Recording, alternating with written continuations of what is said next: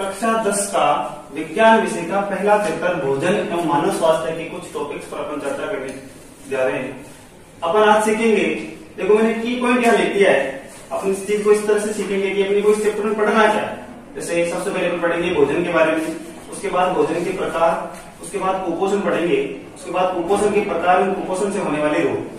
तो जब भी आरबीसी कोई बुक या कोई नया एडिशन देती है तो उसमें इस चीज को ध्यान में रखा जाता है कि जो अपन दे वो किस कारण दिया गया है।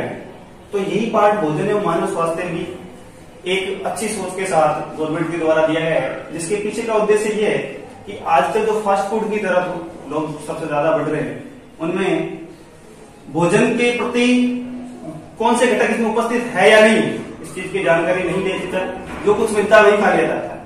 तो साइंस ने ये बताया कि भोजन वही आपके शरीर के लिए उपयोगी होता है जो आपके शरीर को ऊर्जा दे, आपको रोगों से लड़ने की क्षमता दे, और उसी भोजन को परिभाषित यहाँ इस चैप्टर में किया है। आरबीसी बोर्ड का उद्देश्य यही है कि लोगों को जागरूकता फैलानी है कि किस तरह का भोजन अपने को लेना है जिससे को शरीर को नुकसान कम हो और फायदा ज्यादा हो। अब सबसे पहले अपन इस पाठ में चर्चा करते हैं कि भोजन होता क्या है।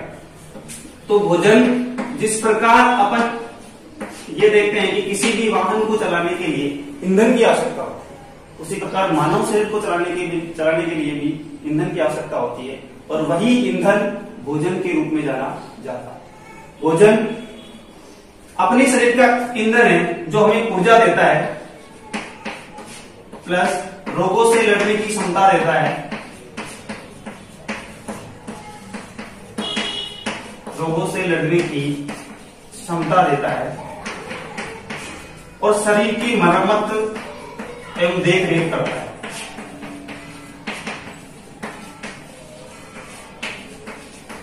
अब ये सारे काम एक भोजन के द्वारा किया जाता है, लेकिन इस भोजन में बहुत सारे ऐसे घटक होते हैं जिनका अलग अलग काम होता है। जैसे ऊर्जा देने वाला अलग होता है, मरम्मत एवं देख रेख वाला अलग होता है, रोगों से लड़ने की क्षमता के लिए अलग घटक होता है।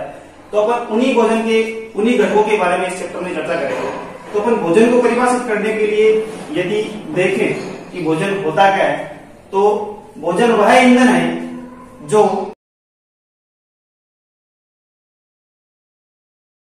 मानव शरीर को ऊर्जा, रोगों से लड़ने की क्षमता, मरम्मत एवं देखरेख का कार्य करता है। जिसको ग्रहण करने से शरीर को ऊर्जा प्राप्त होती है और रोगों से लड़ने की क्षमता प्राप्त होती है और शरीर की मरम्मत एवं देखरेख होती है। इस प्रकार का जो पदार्थ है वही मानव शरीर के लिए भोजन कहलाता है। इसके बाद अपन भोजन के प्रकार पढ़ रहे हैं कि भोजन कितने प्रकार का होता है। वैसे भोजन को दो प्रकार में बांटा गया है। सबसे पहला प्रकार होता है संतुलित भोजन और दूसरा होता है असंतुलित भोजन। सबसे पहला है संतुलित भोजन और दूसरा होता है असंतुलित भोजन। संतुलित भोजन में विज्ञान ने ऐसे घटक निर्धारित किए हैं कि ये सारे घटक अगर भोजन में उपस्थित होंगे तो वह भोजन कहलाएगा संतुलित भोजन। जैसे कि घटक कौन कौन से? सबसे पहला घटक होता है कार्बोहाइड्रेट,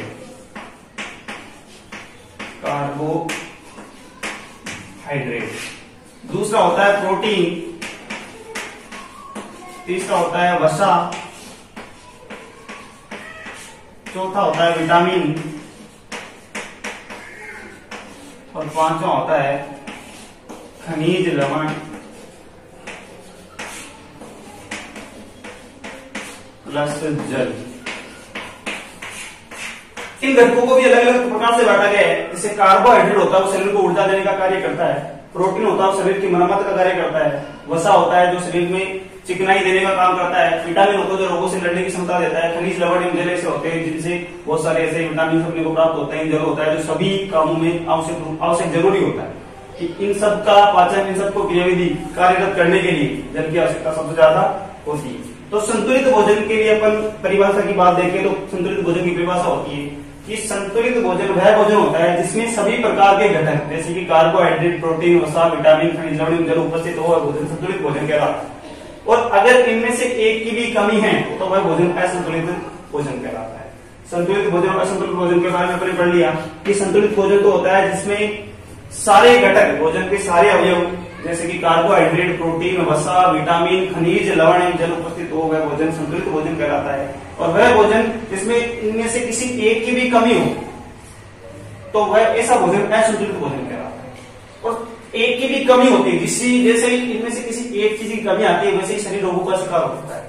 और वो रोग कैसे भी हो सकते हैं, जैसे प्रोटीन की कमी से होने वाले रोग होते हैं, विटामिन की कमी से होने वाले रोग होते हैं, खनिज लवणों की कमी से होने वाले रोग होते हैं। तो ऐसे बहुत सारे रोग होते हैं जो इन किसी एक भी पदार्थ की, एक भी अवयव की कमी से हो सकता है। तो कमी से होने से शरीर में एक प्रभाव पड़ता है जिससे अपन बोलते हैं कुपोषण। यानी कि लंबे समय तक यदि भोजन में किसी एक भी पोषक तत्व, किसी एक भी भोजन के अवयव की कमी होती है तो इस प्रकार से होने वाली जो व्याधि है, जो रोग है, वो कुपोषण कहलाता है। कुपोषण की परिभाषा क्या होती है कि लंबे समय तक भोजन में किसी एक पोषक तत्व की कमी होने से शरीर में रोगों का शिकार हो जाता है, तो इस प्रकार का रोग क्या कहलाता है, कुपोषण कहलाता है। अब कुपोषण भी बहुत सारे प्रकारों का होता है, जिसमें अपन चर्चा करेंगे अपने सिलेबस के अनुसार कि प्रोटीन की कमी से कौन सा कुपोषण होता है, विटामिन की कमी से कौन सा कुपोषण होता है, खनिज लवणों की कमी से कौन सा कुपोषण होता है। तो अपन पढ़ रहे हैं सबसे पहले कि प्रोटीन की कमी से कौन सा कुपोषण होता है। यानी कि लंबे समय तक यदि भोजन में प्रोटीन की कमी, इसकी कमी है प्रोटीन की कमी, और प्रोटीन की कमी होने से शरीर की मरम्मत एवं देखरेख का कार्य सारा रुक जाता है। तो प्रोटीन की कमी से होने वाला कुपोषण क्या कहलाता है, प्रोटीन कुपोषण कहलाता है। कौन सा कुपोषण है, प्रोटीन कुपोषण। अब प्रोटीन कुपोषण से रोग होते हैं और इससे होने वाले दो रोगों के नाम ये है कि सबसे पहला होता है मेरस्मस और दूसरा होता है क्वाशियोरकोर।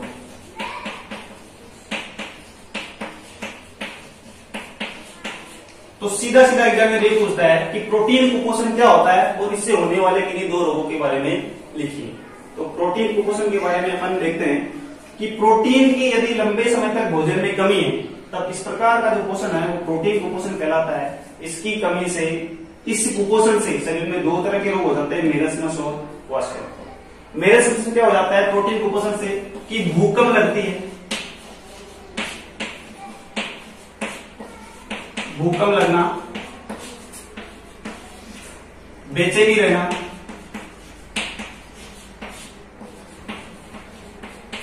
बितली आना,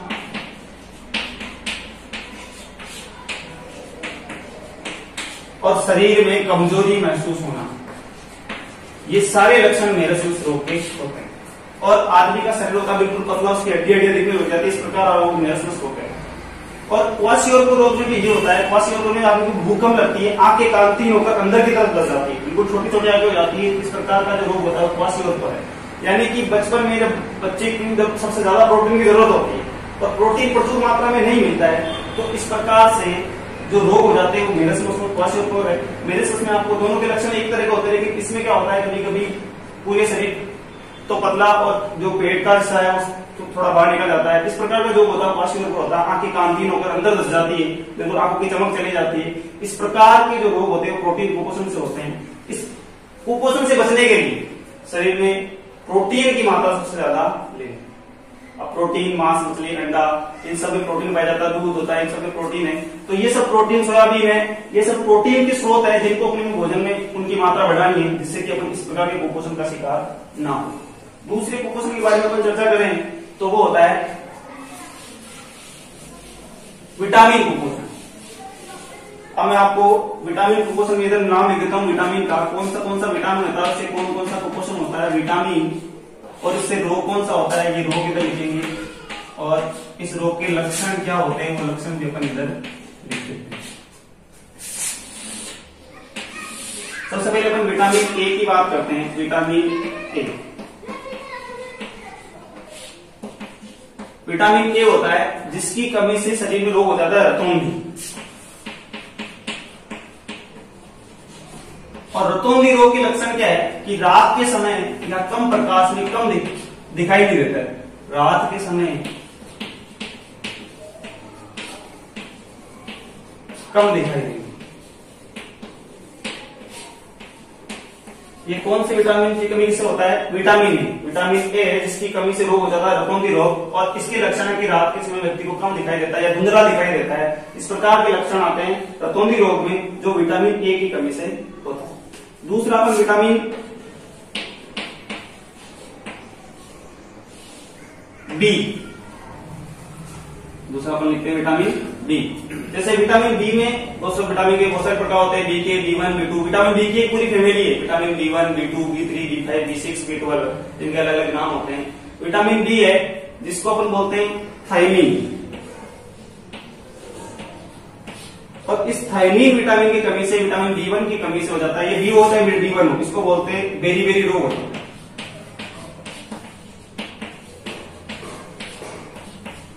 विटामिन B1 की कमी से हो जाता है बेरी बेरी रोग। इससे त्वचा पर चकत्ते पड़ जाते हैं,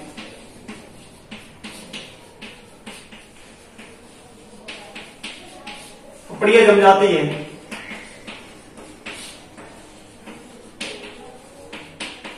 ये सारे लक्षण होते हैं विटामिन B1 के। और विटामिन B3 दूसरा आता है, विटामिन B3 जिसको अपन बोलते हैं विटामिन B3 को नियासिन। और इस नियासिन विटामिन की कमी से रोग हो जाता है पेलाग्रा। इस पेलाग्रा से क्या होता है, इस पेलाग्रा रोग से त्वचा फटने लग जाती है, होंठ पर सूखी सूखी कपड़ियां जमने लग जाती है, त्वचा फटने लगती है।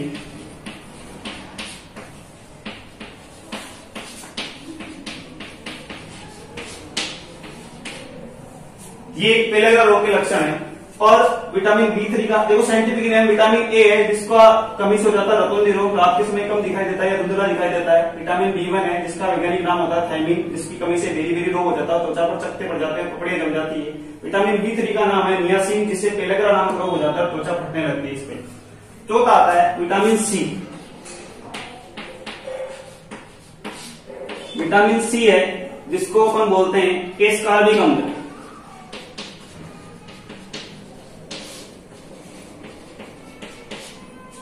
विटामिन सी की कमी से रोग हो जाता है स्कर्वी। विटामिन सी की कमी से रोग हो जाता है स्कर्वी। और अगला विटामिन आता है विटामिन डी। और विटामिन डी जिसको अपन बोलते हैं कैल्सिफेरॉल, विटामिन डी का नाम है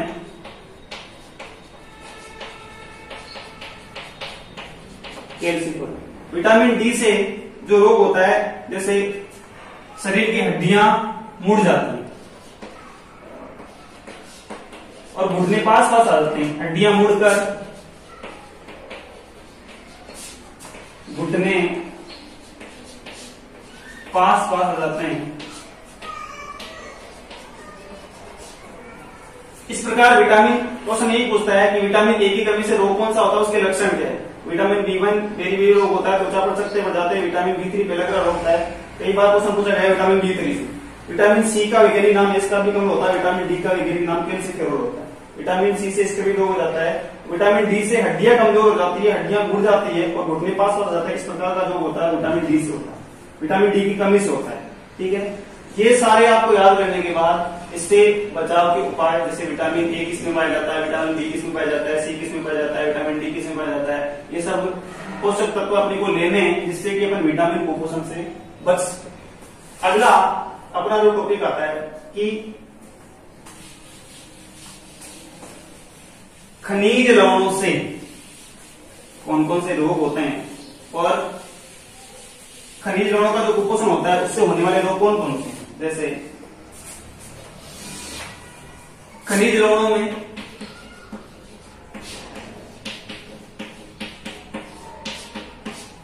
जैसे सोडियम होता है, पोटेशियम होता है, आयोडीन होता है, आयरन होता है, Fe, ये सारे खनिज लवण हैं जो क्या करते हैं, अपने शरीर को बहुत सारे रोगों से बचाते हैं। बहुत सारे हार्मोन्स होते हैं जो इनकी वजह से संचालित होते हैं, जिससे शरीर में बहुत सारे रोगों से बचाव होता है।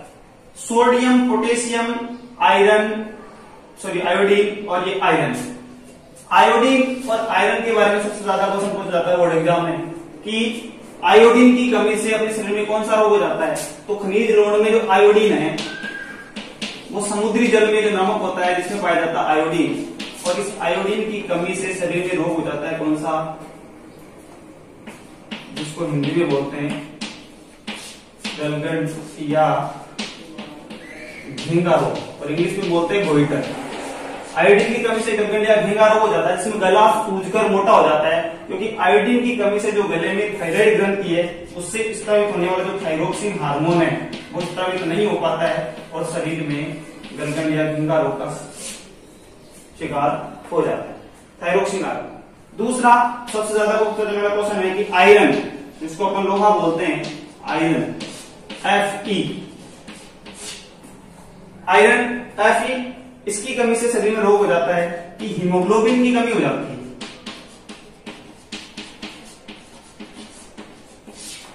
हीमोग्लोबिन की कमी, जिसको एनीमिया रोग कहते हैं, जिसको अपन रक्त की कमी भी कहते हैं, एनीमिया रोग हो जाता है। यानी कि आयरन की कमी से शरीर में एनीमिया रोग हो जाता है जो हीमोग्लोबिन की कमी को दर्शाता है।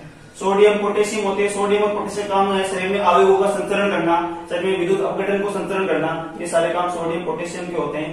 तो खनिजों की कमी से यदि कोई कुपोषण हो रहा है तो वो कुपोषण कहलाएगा खनिज कुपोषण, यानी कि इस भोजन में लंबे समय तक यदि खनिज की मात्रा कम है तो वह कहलाएगा खनिज कुपोषण। और खनिजों में बहुत सारे खनिज होते हैं जिनमें से अपन कुछ की चर्चा करें तो सिलेबस में दिए हुए हैं। जैसे आयोडीन है, आयोडीन की कमी से क्या होता है, गलगन या झिंगा रोग हो जाता है, जिसको गोइटर रोग भी बोलते हैं। ये क्या किस कारण होता है कि आयोडीन जो होता है जो गले में उपस्थित थायराइड ग्रंथि है उस ग्रंथि में पहुंचकर थायरोक्सिन हार्मोन को स्रावित करने का काम करता है।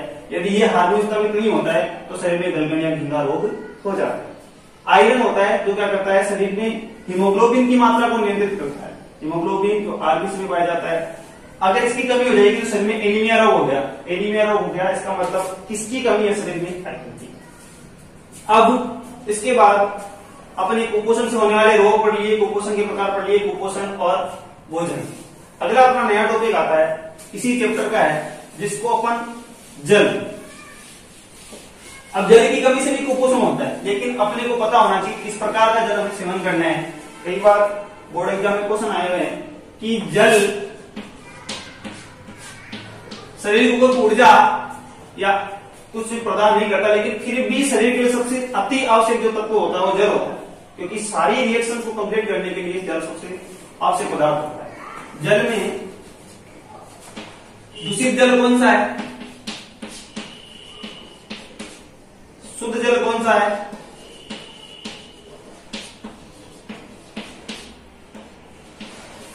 और जिससे दूषित जल से जो रोग होते हैं वो कौन से रोग हो जाते हैं, क्योंकि दूषित जल किस प्रकार अपने शरीर को रोगग्रस्त कर देता है। दूषित जल से रोग, पीने योग्य पानी वही शुद्ध जल कहलाता है। पीने योग्य पानी जिसमें अपन बाहर से देखकर ये पता कर सकते हैं कि बिल्कुल स्वच्छ जल हो, उसमें किसी प्रकार की अशुद्धि नहीं हो, जैसे मिट्टी के छोटे छोटे तैरते हुए कण दिखाई देते हैं, धुंधला पानी होता है, बिल्कुल स्वच्छ जल नहीं होता है। तो शुद्ध जल वही है जो बिल्कुल साफ दिख रहा है, उसमें कोई भी छोटे छोटे कण नहीं है मिट्टी के, कोई भी जीव जंतु छोटे छोटे कीट नहीं है, तो उस प्रकार का जल शुद्ध जल कहलाता है। और विज्ञान की भाषा में कहे तो जिस पानी का पीएच संतुलित हो, यानी कि पीएच 7 हो, कितना हो, उदासीन हो, वही पानी अपने लिए क्या कहलाता है, शुद्ध जल। यानी पीएच क्या होनी चाहिए, संतुलित होनी चाहिए। संतुलित पीएच है जिस पानी की वह पानी अपन उस पानी को क्या कह सकते हैं, शुद्ध जल कह सकते हैं। दूसरा, शुद्ध जल में एक अर्थ दिया कि वह पानी जिसका पीएच संतुलित हो वह शुद्ध जल कहलाता है। दूसरा, उसमें कोई भी छोटे छोटे मिट्टी के कण या कीट जीवाणु तैरते हुए दिखाई नहीं देने चाहिए। छोटे छोटे कण जो तैरते हुए दिखाई देते हैं, इसका मतलब वो सीधी सी बात है शुद्ध जल। तो दूषित जल क्या है, दूषित ये शुद्ध जल के गुण पूछे तो पीएच संतुलित होना चाहिए, छोटे छोटे कण नहीं होने चाहिए, सूक्ष्म जीव नहीं होने चाहिए, और उसका स्वाद भी कैसा होना चाहिए, बिल्कुल शुद्ध जल की तरह जो अपने स्वाद में डिफरेंट नहीं लगे अच्छे जल से। दूषित जल क्या होता है, जिसका उल्टा कि संतुलित पीएच नहीं होती है, पीएच जिसकी संतुलित नहीं होती है वो दूषित जल में आता है। छोटे छोटे कण तैरते हुए दिखाई देते हैं, छोटे छोटे सूक्ष्म जीव उसमें तैरते हुए दिखाई देते हैं, बहुत सारे रोगाणु होते हैं जो उसमें मिले होते हैं, ऐसा जो जल होता है वो दूषित जल होता है। दूषित जल से रोग भी हो जाते हैं, जैसे हैजा, मलेरिया,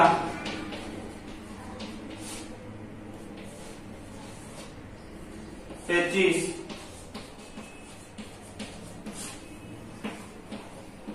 और सबसे गंभीर राजस्थान में फैला है सबसे ज्यादा रोग नारू या बाला रोग।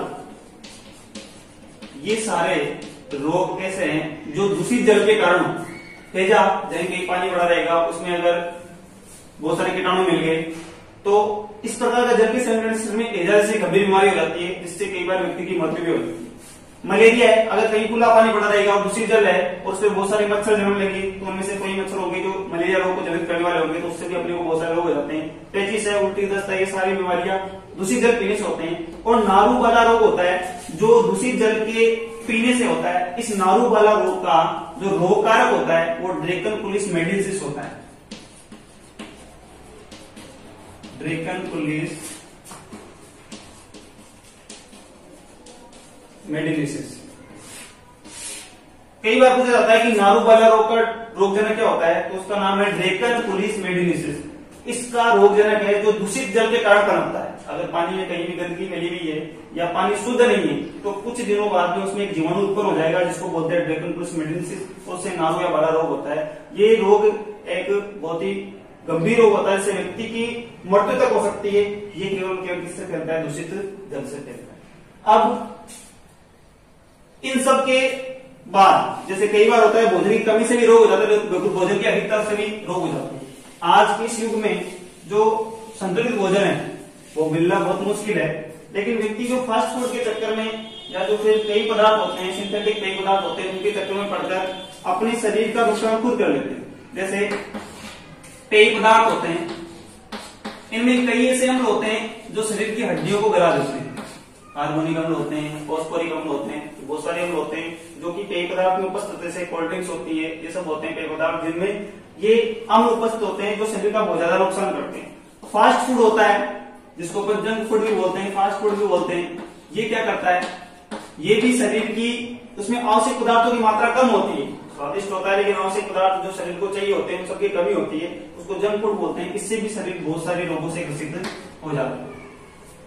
तो इन दोनों के अलावा भी एक होता है जो सबसे ज्यादा वर्तमान में प्रचलित, उसको बोलते हैं मिलावट, अडल्ट्रेशन इन फूड, भोजन में मिलावट। ये सबसे बड़ा कारण है कि आज का व्यक्ति सबसे ज्यादा रोगों का शिकार होता है। मिलावट, जैसे अगर मिर्ची का पाउडर बन रहा है तो उसमें ईंट का पाउडर लोग मिला देते हैं, जिससे ये काम का नहीं है, शरीर में पथरी से रोगों को भी जन्म देता है, लेकिन इस मिर्ची में इस ईंट के पाउडर को मिलाकर बेचा जाता है, जिससे भोजन में मिलावट होती है और बहुत सारे रोगों का शिकार हो जाता है। दूसरा, भोजन में जैसे दूध है, उसमें भी लंबे समय तक उसको खराब होने से बचाने के लिए उसमें खाने वाला सोडा मिला देते हैं, जिससे दूध बहुत लंबे समय तक चलता है। इसका नुकसान है क्योंकि दूध की जो पीएच है वो बढ़ा दी जाती है, जिससे दूध क्षारीय हो जाता है और उसको बहुत लंबे समय तक सुरक्षित रहता है। लेकिन इसका नुकसान है मानव शरीर को। दूध की जो वास्तविक पीएच होती है वही शरीर के लिए लाभप्रद होती है। तो जो मिलावट के कारण शरीर में बहुत सारे रोग होते हैं, ये भी वर्तमान का सबसे बड़ा कारण है। पेय पदार्थ है जिनमें बहुत सारे अम्ल होते हैं, कार्बनिक अम्ल, फॉस्फोरस अम्ल होते हैं जो शरीर को